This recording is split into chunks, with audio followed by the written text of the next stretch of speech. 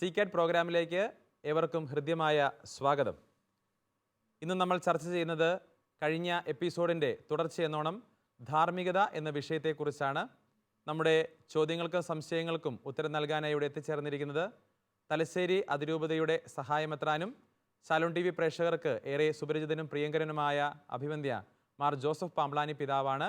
പിതാവിനെ ഏറ്റവും സ്നേഹത്തോടുകൂടെ ഈ പ്രോഗ്രാമിലേക്ക് സ്വാഗതം ചെയ്യുന്നു. അതോടൊപ്പം തന്നെ തങ്ങളുടെ ചോദ്യങ്ങൾ ചോദിക്കുന്നതിനും സംശയങ്ങൾ ഉന്നയിക്കുന്നതിനുമായി ഇവിടെ എത്തിച്ചേർന്നിരിക്കുന്നത് തലശ്ശേരി അതിരൂപതയിലെ തോമാപുരം ഫൊറോനയിലെ പാലാവയിൽ സെൻറ് ജോൺസ് ഇടവകയിലെ മതാധ്യാപകരാണ്. അധ്യാപകരെയും ഏറ്റവും ഹൃദ്യമായി ഈ പ്രോഗ്രാമിലേക്ക് സ്വാഗതം ചെയ്യുന്നു.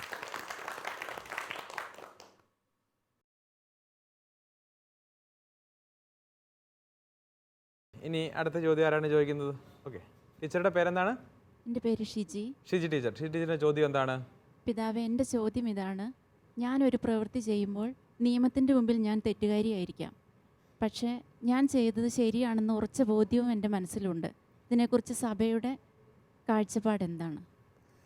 നിയമത്തിൻ്റെ ദൃഷ്ടിയിൽ ഞാൻ തെറ്റുകാരിയാണ്, എന്നാൽ ഞാൻ ചെയ്തത് ശരിയാണെന്ന് എനിക്ക് ഉറച്ച ബോധ്യമുണ്ട്. ഇതാണ് ഷിജി ടീച്ചർ പറയുന്നത്. ഒരു ഉദാഹരണം പറയാം. ടീച്ചർ എന്ത് കാര്യത്തെ ഉദ്ദേശിച്ചാണെന്ന് പറയുന്നത്? സ്വയരക്ഷയ്ക്ക് വേണ്ടിയിട്ട് ഒരാൾക്ക് മറ്റൊരാളെ കൊല്ലേണ്ടി വന്നു. അപ്പോൾ അയാൾ ആ മരിച്ച വ്യക്തി ഒരു കൊലപാതക കേസിൽ പ്രതിയുമാണ്. വളരെ കോംപ്ലിക്കേറ്റഡ് ആയ കേസാണ് അല്ലേ? അതായത് നമ്മൾ സ്വയരക്ഷയ്ക്ക് വേണ്ടി വേറൊരാളെ കൊന്നു, അയാളാകട്ടെ പണ്ടേ കൊലപാതകം നടത്തിയിട്ടിരിക്കുന്ന ആളുമാണ് അല്ലേ? നിങ്ങൾ പാലാവയലുകാർ വളരെ സങ്കീർണമായി ചിന്തിക്കുകയും സങ്കീർണമായി ചോദിക്കുകയും ചെയ്യുന്നവരാണ് എന്ന് ഞാൻ മനസ്സിലാക്കുന്നു. യെസ്, അത്തരം കാര്യങ്ങൾ ഇപ്പോൾ സ്വയരക്ഷയ്ക്ക് വേണ്ടിയുള്ള പ്രവർത്തികളെക്കുറിച്ച് നമ്മൾ മുൻ എപ്പിസോഡിൽ അത് വിശദീകരിച്ചതാണ് അല്ലേ?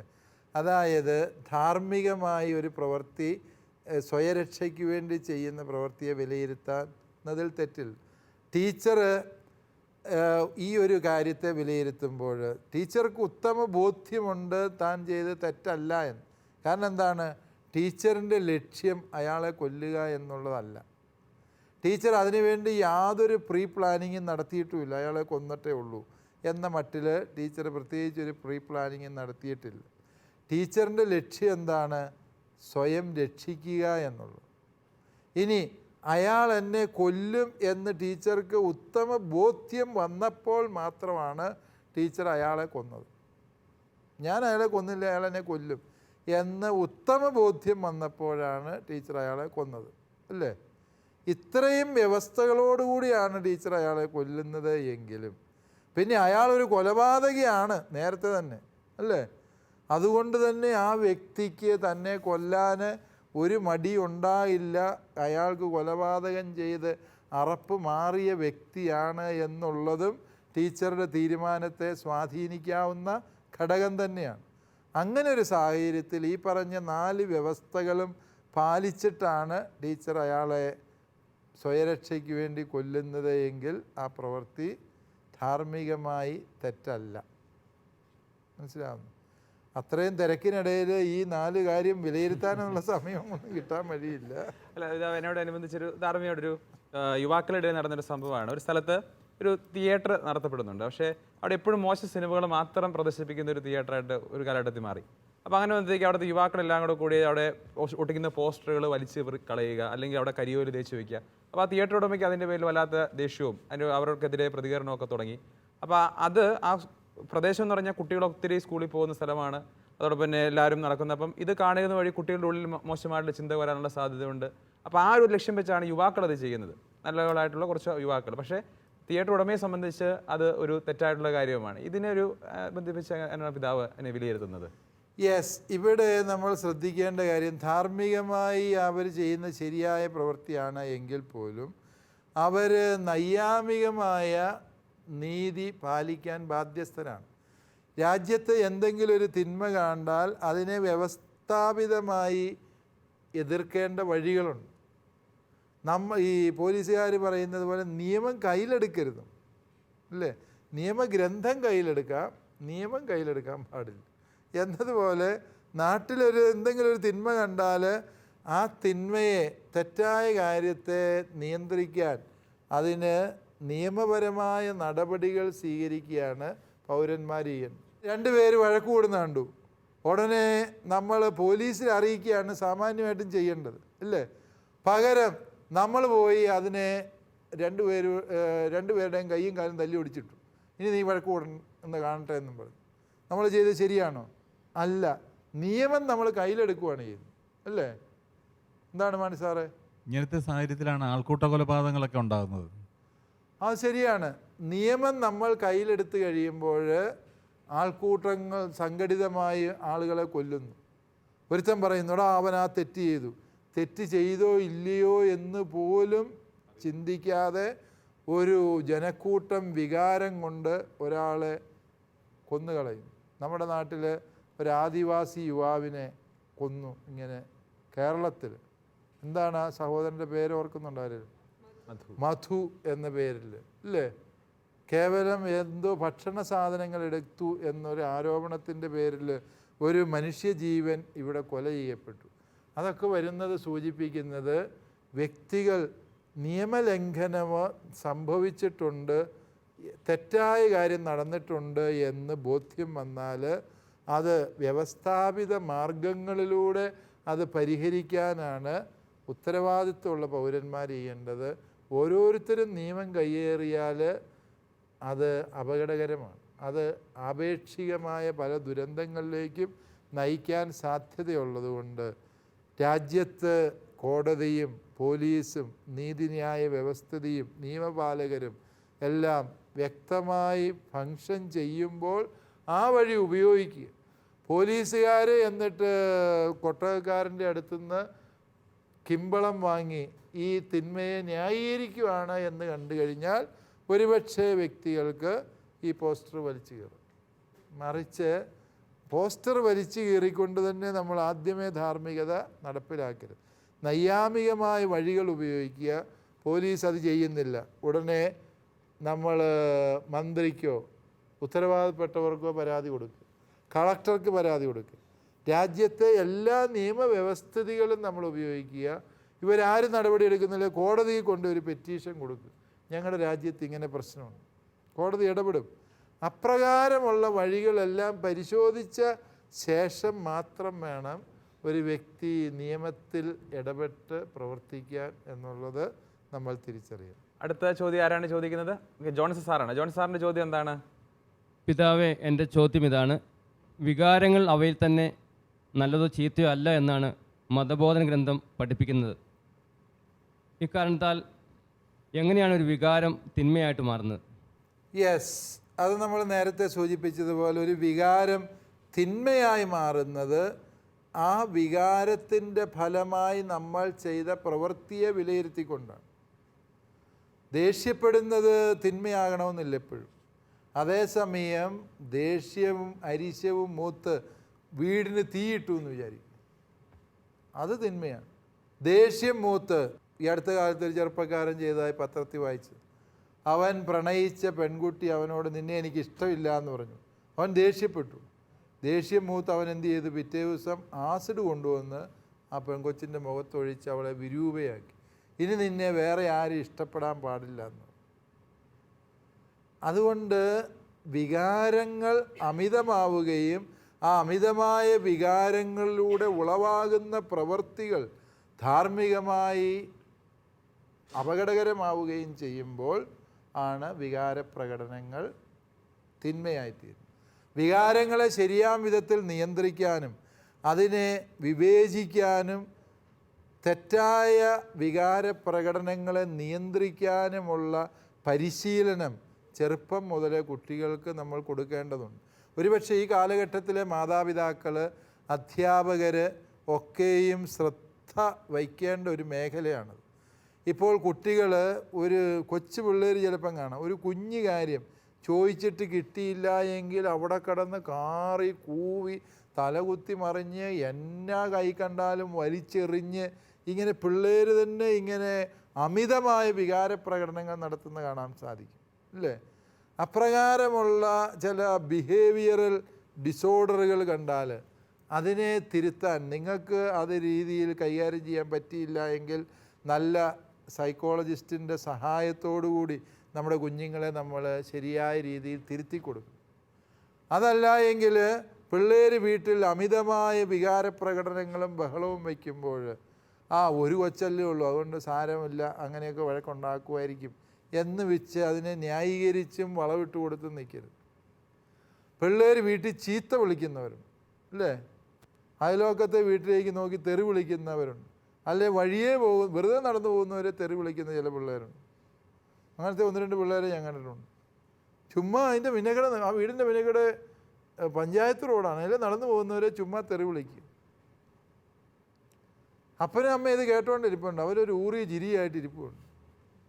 എൻ്റെ കൊച്ചു മിടുക്കനാണല്ലോ, ഈ 5 വയസ്സായപ്പോഴേ ഇത്രയും തെറികൾ പറയാൻ പഠിച്ചല്ലോ എന്ന മട്ടിലിരിക്കുകയാണ്. അത് വാസ്തവത്തിൽ എന്താണ്, ഈ ഒരു കുഞ്ഞിൻ്റെ ദേഷ്യത്തെ അല്ലെങ്കിൽ വികാരപ്രകടനങ്ങളെ ശരിയാം വിധത്തിൽ നിയന്ത്രിക്കേണ്ടത് എങ്ങനെയെന്ന്, എപ്പോൾ സംസാരിക്കണമെന്നുള്ളത് ഒക്കെ പരിശീലിപ്പിച്ചു കൊടുക്കുന്നതിൽ മാതാപിതാക്കൾ വരുത്തിയ വീഴ്ചയാണ്.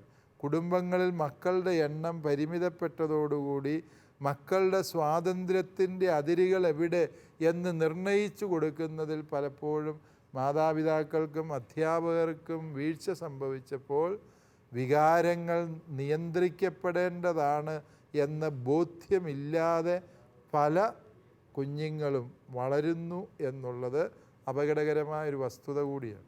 ഈ കാലഘട്ടത്തിൽ ഒത്തിരിയേറെ ഇതുപോലുള്ള വികാര വിക്ഷോഭങ്ങളുടെ പുറത്തുള്ള തിന്മകൾ അല്ലെങ്കിൽ തെറ്റുകൾ സംഭവിക്കുന്നുണ്ട്. അപ്പം നമ്മൾ ഈ കാലഘട്ടത്തിൽ ഒത്തിരിയേറെ നിയന്ത്രിക്കേണ്ട അല്ലെങ്കിൽ തിരിച്ചറിയേണ്ട ഒരു യാഥാർത്ഥ്യമുണ്ട്. നമ്മളെ തന്നെ നിയന്ത്രിച്ചുകൊണ്ട് ഒരു സെൽഫ് കൺട്രോൾ അല്ലെങ്കിൽ ഇമോഷണൽ മെച്യൂരിറ്റി അല്ലേ, ഇത്രയൊക്കെ പാലിക്കാനായിട്ട് തീർച്ചയായും നമ്മൾ പരിശ്രമിക്കാം. അത് ഈ വാട്സപ്പിൽ ഫേസ്ബുക്കിലും ഒക്കെ പോസ്റ്റ് ഇടുമ്പോഴും ഇത് തന്നെയുണ്ട്.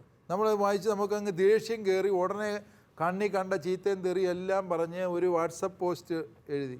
ദേഷ്യമുള്ളപ്പോൾ ഒരു കാര്യം എഴുതി പോസ്റ്റ് ചെയ്യരുത്. ദേഷ്യം ഉള്ളപ്പോൾ ഒരു കാര്യം എഴുതുക, അവിടെ വയ്ക്കുക, സെൻഡ് ചെയ്യരുത്. പിറ്റേ ദിവസം ഒന്ന് വായിക്കുക. നിങ്ങൾക്ക് കൂട്ടത്തിലുള്ള ബോധമുള്ള ഒരാളെ കൊണ്ടൊന്ന് വായിപ്പിക്കുക, ഇതെങ്ങനെയുണ്ട്. അപ്പോൾ അവർ പറഞ്ഞു തരും, എടാ ഇങ്ങനെയൊന്നും പ്രതികരിക്കരുത്, ഇത് കൂട്ട് സഭ്യമല്ലാത്ത വാക്കുകൾ എഴുതിയാൽ നീ ഉദ്ദേശിക്കുന്നതിന് വിപരീത ഫലമേ ഉണ്ടാവുള്ളൂ. നമ്മളും വികാരം തണുത്ത് കഴിയുമ്പോൾ ഇട്ടത്, അതുകൊണ്ടാണ് പലതും ഇപ്പോൾ വാട്സപ്പുകാരൊക്കെ ഡിലീറ്റ് ചെയ്യാനുള്ള ഓപ്ഷൻ ഉണ്ടാക്കിയിട്ടുണ്ട്. ഡിലീറ്റ് ചെയ്തിട്ട് കാര്യമില്ല, അതിനു മുമ്പേ ഇത് മുഴുവൻ ആളുകളുടെ അടുത്തേക്ക് പോയി അല്ലേ. അപ്പോൾ നമ്മൾ തിരിച്ചറിയുക, പലപ്പോഴും എനിക്ക് പലപ്പോഴും തോന്നിയിട്ടുണ്ട് പലരുടെയും വാട്സപ്പ് പോസ്റ്റുകൾ, അത് സഭയെ തെറി വിളിക്കുന്നതായിക്കോട്ടെ വൈദികരെ തെറി വിളിക്കുന്നതായിക്കോട്ടെ, ഇവനൊക്കെ ഒന്നുകൂടി ആലോചിച്ചിട്ട് പിറ്റേ ദിവസം ഇടാമെന്ന് വിചാരിച്ചായിരുന്നേ അവരത് ഇടിയാൽ. കാരണം എന്താണ്, അത്രമേൽ മ്ലേച്ഛമായ പദങ്ങൾ, മോശമായ പദങ്ങൾ ഉപയോഗിച്ചുകൊണ്ട് വസ്തുതകൾ ഗ്രഹിക്കാതെ എഴുതുന്നതാണ് മിക്കവാറും പോസ്റ്റുകളെല്ലാം തന്നെ. അതുകൊണ്ട് പലപ്പോഴും സംഭവിക്കുന്ന എന്താണ്, നമ്മുടെ അമിതമായ വികാരപ്രകടനങ്ങൾക്ക് സോഷ്യൽ മീഡിയ വേദിയാക്കുമ്പോൾ ഒരു സോഷ്യൽ മീഡിയയെ തന്നെ നമ്മൾ മലിനീകരിക്കുന്ന പ്രവൃത്തിയാണ് ചെയ്യുന്നത്. യെസ്, നമുക്ക് അടുത്ത ചോദ്യത്തിലേക്ക് പോകാം. ഇനി ആരാണ് ചോദ്യം ചോദിക്കുന്നത്? ഓക്കെ, മറിയക്കുട്ടി ടീച്ചറാണ്. ഓക്കെ, ടീച്ചറുടെ ചോദ്യം എന്താണ്? പിതാവേ, പ്രാർത്ഥനയിൽ പലപ്പോഴും ബലവിചാരം ഉണ്ടാകുക എന്നത് സാധാരണമാണല്ലോ, അത് എപ്പോഴാണ് തെറ്റാകുന്നത് ഒന്ന് വിശദീകരിച്ച് തരാമോ? യെസ്, പ്രാർത്ഥനയിൽ പല വിചാരം ഉണ്ടാകുന്നു അല്ലേ.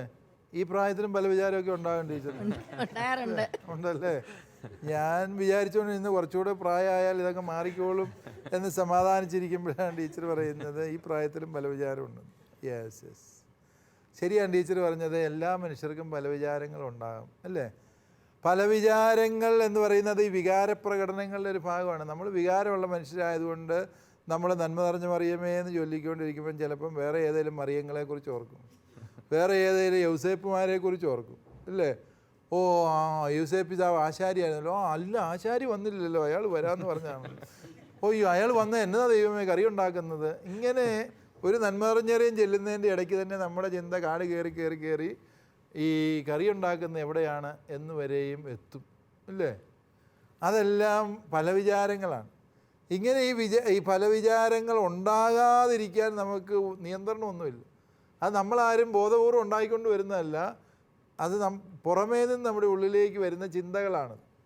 അതേക്കുറിച്ച് നമ്മുടെ ഈ വിശുദ്ധ അൽഫോൻസ് ലിഗോരി പറഞ്ഞൊരു വാചകമുണ്ട്. പക്ഷികൾ നിങ്ങളുടെ തലയ്ക്ക് മുകളിൽക്കിടെ പറക്കരുത് എന്ന് നിങ്ങൾക്ക് പറയാൻ പറ്റിയാൽ പക്ഷി അതിന് തോന്നിയ പോലെ പറക്കും. പക്ഷേ ആ പക്ഷി നിങ്ങളുടെ തലയിൽ കയറി കൂടുകൂട്ടരുത് എന്ന് പറയാൻ നിങ്ങൾക്ക് അവകാശമുണ്ട്. അത് നിങ്ങൾ ചെയ്യണം, ഇല്ലേ? പല വിചാരം വന്നെന്നിരിക്കും. നമ്മൾ ഇത്രയും പല വിചാരം ഉണ്ടായി, ആശാരി വന്നു, ആശാരിക്ക് കറി വെക്കാനില്ലല്ലോ ദൈവമേ എന്നോർക്കുമ്പോഴാണ് പരിശുദ്ധ മറിയമേ വരെ എത്തി. അപ്പോൾ ഒയ്യോ ഞാൻ പ്രാർത്ഥിക്കുകയാണല്ലോ, തിരിച്ചതിലേക്ക് വരിക, ഇല്ലേ? പല വിചാരത്തിനെ വിശുദ്ധീകരിക്കാൻ പറ്റുമെന്ന് അമ്മ ത്രേസ്യ പുണ്യവതി പറയുന്നുണ്ട്. പ്രാർത്ഥനയ്ക്കിടയിലെ പല വിചാരത്തെ വിശുദ്ധീകരിക്കുന്നത് എങ്ങനെയാണ്?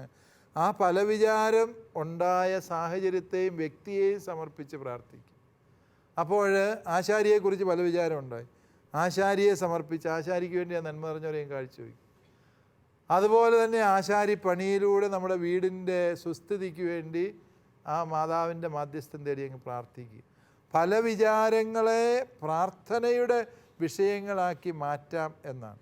പല വിചാരം തെറ്റാകുന്ന എപ്പോഴാണ്? ഞാനിപ്പോൾ പല വിചാരത്തിലാണ് എന്നും ഇത് പ്രാർത്ഥനയ്ക്ക് നിരക്കാത്തതാണ് എന്നുമുള്ള ബോധ്യമുണ്ടായ ശേഷവും പല വിചാരത്തിൽ നാം വ്യാപരിച്ചാൽ അത് തെറ്റാണ്. അല്ലാതെ പല വിചാരം ഉണ്ടായത് അതിൽ തന്നെ തെറ്റായ കാര്യമല്ല. ഓക്കെ, അടുത്ത ചോദ്യം ആരാണ് ചോദിക്കുന്നത്? ഓക്കെ, ജോയ് സാറാണ്. ജോയ് സാറിൻ്റെ ചോദ്യം എന്താണ്? ഈ ആധുനിക കാലഘട്ടത്തിൽ സിനിമകളും മാധ്യമങ്ങളും വികാരങ്ങളുടെ രൂപീകരണത്തിൽ സ്വാധീനിക്കുന്നുണ്ട്.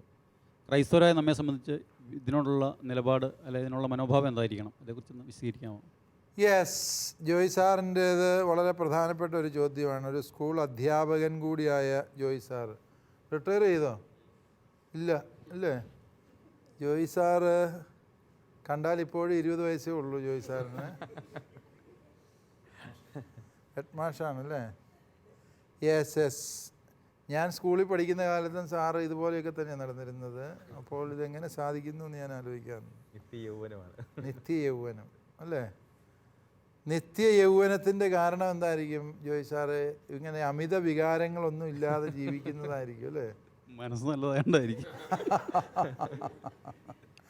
മനസ്സ് നല്ലതാണ് എന്ന് വീട്ടുകാരത്തിയോട് ചോദിച്ചാൽ അറിയാം. ഞങ്ങളായിട്ട് വിശ്വസിക്കുന്നു ഏതായാലും. അപ്പോൾ നമ്മൾ ജോയ് സാറ് ചോദിച്ചത് വളരെ പ്രസക്തമായൊരു ചോദ്യമാണ്. ഇന്ന് ഈ കാലഘട്ടത്തിലെ അടിസ്ഥാനപരമായ പ്രശ്നം സമൂഹത്തെ മുഴുവനും വിഷലിപ്തമാക്കുന്ന, മലിനമാക്കാൻ സഹായകമാകുന്ന പല അമിത വൈകാരിക പ്രകടനങ്ങളും സമൂഹത്തിൽ പരക്കുന്നുണ്ട്. ഇപ്പോൾ ഉദാഹരണം പറഞ്ഞാൽ മനുഷ്യനിലെ ലൈംഗിക വികാരങ്ങളെ വഴിതെറ്റിക്കാനും അനാവശ്യ ചിന്തകളിലേക്ക് അവരെ കൊണ്ടുപോകാനും പര്യാപ്തമാക്കുന്ന പോർണോഗ്രഫി, ബ്ലൂ ഫിലിം, അത് ഒരു വലിയ വ്യവസായമായിട്ട് വളർന്നു തുടങ്ങി.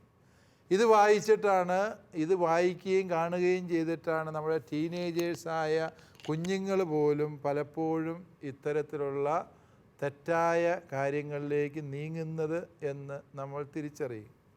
അതായത് ഈ കുഞ്ഞുങ്ങൾക്ക് കിട്ടുന്നത് ഇങ്ങനെ തെറ്റായ ഒരു പരിശീലനമാണ്. അതിന് രാജ്യം പല നിയമങ്ങൾ ഉണ്ടാക്കിയിട്ടുണ്ട് കുഞ്ഞുങ്ങളെ സംരക്ഷിക്കാൻ വേണ്ടി. അത് നടപ്പിൽ വരുത്താൻ ഇവിടെ വഴികളില്ലാതെ പോകുന്നു. ഇപ്പോൾ ഉദാഹരണമായിട്ട് ഇത്തരത്തിലുള്ള സിനിമകൾ കാണാൻ പ്രായപൂർത്തിയായവർക്കേ അവകാശമുള്ളൂ, അല്ലെങ്കിൽ പ്രായപൂർത്തിയായവർ മാത്രമേ ഇത്തരത്തിലുള്ള വെബ്സൈറ്റുകൾ സന്ദർശിക്കാൻ പാടുള്ളൂ എന്നൊക്കെ രാജ്യത്ത് നിയമമുണ്ട്. അതൊന്നും പരിശോധിക്കാനുള്ള സംവിധാനം ഇവിടെ ഇല്ലാത്തതുകൊണ്ട് ഇവിടെ 5ാം ക്ലാസ്സുകാരൻ തൊട്ട് ഇത്തരത്തിലുള്ള തിന്മകൾ കാണുന്ന ഗതികേടിലാണ് നമ്മുടെ സമൂഹം എത്തിപ്പെട്ടിരിക്കുന്നത് എന്നുള്ള ദുരന്തം. അതിൽ മാതാപിതാക്കൾ, അധ്യാപകർ ഒക്കെ ബോധപൂർവമായ പരിശീലനം കുഞ്ഞുങ്ങൾക്ക് കൊടുക്കേണ്ടതുണ്ട്. അതുപോലെ തന്നെ നമ്മൾ ഈ സിനിമകളിലൊക്കെ ചീത്ത, തെറി പദങ്ങൾ ഉപയോഗിക്കും. നമ്മുടെ കുഞ്ഞുങ്ങൾ എവിടെ നിന്നാണ് ഇത്രയും തെറിയായ അശ്ലീല പദങ്ങളൊക്കെ ഉപയോഗിക്കുക എന്ന് ചോദിച്ചാൽ നമ്മുടെ നായകന്മാർ പോലും പലപ്പോഴും അങ്ങേയറ്റം സ്ത്രീ വിരുദ്ധമായ പദപ്രയോഗങ്ങൾ, അശ്ലീല പദങ്ങൾ, തെറിപ്പദങ്ങൾ ഉപയോഗിക്കുന്നു. അതുപോലെ തന്നെ നമ്മുടെ ചാനൽ ചർച്ചകൾ, ചാനലിൻ്റെ വാർത്താ അവതാരകന്മാരാണ് എന്ന് പറഞ്ഞ് പുതിയ ചില അവതാരങ്ങളുണ്ട് അല്ലേ? ആ അവതാരങ്ങൾ അവരാരോടാണ് പറയുന്നത്, എന്താണ് പറയുന്നത് എന്ന് വെളിവില്ലാതെ ചുമ്മാ അസഭ്യമായ കാര്യങ്ങൾ ചാനലിലെ അവതാരകൻ്റെ വക കുറേ അസഭ്യം വിളിച്ച് പറയും. അത് കഴിഞ്ഞ് അതിൽ പങ്കെടുക്കുന്ന കുറേ വ്യക്തികളുടെ വകയിൽ ചീത്തയും തെറിയും. അതുകൊണ്ട് ഇപ്പോൾ വീട്ടിൽ കാരണവന്മാർക്ക് ഒന്നിച്ചിരുന്ന് ഒരു വാർത്ത പോലും കാണാൻ മേലാത്ത വിധത്തിലായി കാര്യങ്ങൾ. കാരണവന്മാരും പിള്ളേരും ഒന്നിച്ചിരുന്ന് ഒരു സിനിമ കാണാൻ പറ്റിയല്ല, ഒരു വാർത്താ ചാനൽ പോലും കാണാൻ മേലാത്ത വിധത്തിൽ ഈ ദുർമാതൃകയുടെ മാലിന്യം സമൂഹത്തിൽ ശക്തിപ്പെടുകയാണ്. എല്ലാം വൈകാരികമായി മാത്രം കാണും. വസ്തുനിഷ്ഠമായി കാര്യങ്ങളെ പഠിച്ച് അവതരിപ്പിച്ചിരുന്ന വാർത്താ അവതാരകന്മാരെ ഇപ്പം മഷിയിട്ട് നോക്കിയാൽ കാണാനില്ല. ഉള്ളതെല്ലാം എന്താണ്? വികാരപ്രകടനങ്ങൾ. അവർ കിടന്ന് മേശയ്ക്കിടിക്കുന്നു, ആകെ ബഹളം വയ്ക്കുന്നു. അവരെന്താണ് ഈ സ്ഥാപിക്കാൻ ശ്രമിക്കുന്നത് എന്ന് ദൈവത്തിന് പോലും അറിയാൻ പാടില്ല. ചർച്ചയ്ക്ക് വരുന്നവന്മാരോ അതിനേക്കാളും ഭയാനകമായ വികാരപ്രകടനങ്ങൾ. ഇതെല്ലാം കണ്ട് നമ്മുടെ പിള്ളേർക്ക് കിട്ടുന്ന സന്ദേശം എന്താ? നോർമലായിരിക്കുക എന്ന് പറയുന്നത് എന്തോ അബ്നോർമലായ കാര്യമാണെന്ന് അല്ലേ? ആ ഒരവസ്ഥയിലേക്ക് സമൂഹം എത്തിപ്പെട്ടിട്ടുണ്ട്. അതുകൊണ്ട് ജോയ് സാറിൻ്റെ ചോദ്യം വളരെ പ്രസക്തമാണ്. അമിത വൈകാരിക പ്രകടനങ്ങൾ കൊണ്ട് മലിനമായൊരു ലോകത്ത് വികാരങ്ങളെ നിയന്ത്രിച്ച് വിവേകത്തോടെ പെരുമാറേണ്ടത് എങ്ങനെ എന്ന് നമ്മുടെ കുഞ്ഞുങ്ങൾക്ക് പഠിച്ചെടുക്കാൻ മാതൃകകളില്ലാതായിത്തീരുന്നു എന്നുള്ളത് സത്യമാണ്. അതിനെക്കുറിച്ച് നിങ്ങൾ അധ്യാപകർ, മാതാപിതാക്കൾ, അതുപോലെ കുഞ്ഞുങ്ങളെ പരിശീലിപ്പിക്കുന്ന എല്ലാവരും ഒരു മനസ്സോടെ ചിന്തിക്കുകയും അതിനുള്ള ബോധവൽക്കരണ നടപടികൾ ആരംഭിക്കുകയും ചെയ്യേണ്ടത്. ഇന്ന് നമ്മൾ ചർച്ച ചെയ്തത് ധാർമ്മികത എന്ന വിഷയത്തെക്കുറിച്ചാണ്. ഈ വിഷയത്തെക്കുറിച്ചുള്ള ചർച്ച ഇവിടെ അവസാനിക്കുന്നില്ല. അടുത്ത എപ്പിസോഡിൽ നമ്മൾ വീണ്ടും ഈ വിഷയം ചർച്ച ചെയ്യുന്നതാണ്. വീണ്ടും കാണുന്നത് വരെ നന്ദി, നമസ്കാരം.